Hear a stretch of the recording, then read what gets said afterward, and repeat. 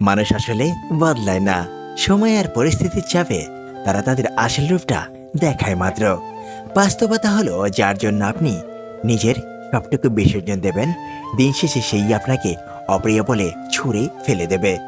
জীবনে এমন কিছু সময় আসে যখন চুপ থাকা ছাড়া আর কোনো উপায় থাকে না, কারণ বোঝানোর ভাষা ফুরিয়ে যায় আর বোঝার মানুষ হারিয়ে যায়।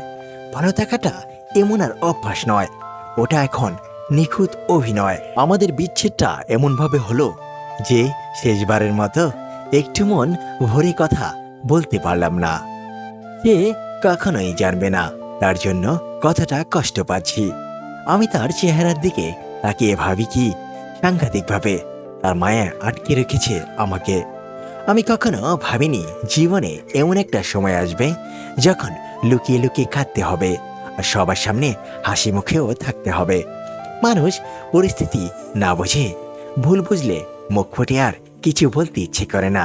তারপর দুজনের ইগো এতটাই বেশি ছিল যে সম্পর্কটা আর কখনোই জোড়া লাগেনি। সবকিছু পাওয়া হলেও তোমায় পাওয়া হবে না জেনেও ভালোবাসি, আশে আছি যদি কোনোদিন পেয়ে যাই। অভিমান করতে করতে মেয়েরা একদিন বুঝে যায় তার আবেগ অনুভূতির কোনো মূল্য নেই সেই মানুষটার কাছে। একদিন অনেক মিস করবে, না চাইতেই কান্না করে দেবে। চেহারা হয়তো আমার থেকে ভালো পাবে, কিন্তু যখনই মনের দিক দিয়ে খুঁজবে তখনই তুমি হেরে যাবে। কথাটা মিলিয়ে নিও প্রিয়। আর সেই নারী খুবই ভাগ্যবান যে পুরুষ কোন নারীর দিকে নজর পড়লে নজর ফিরিয়ে নেয় শুধু তার প্রিয় মানুষটার কথা ভেবে। আমার অভাব আপনার হবে না সেটা বুঝতে বাকি নেই। একটু সময় নিয়ে দেখলাম আমার গুরুত্ব কেমন আপনার কাছে।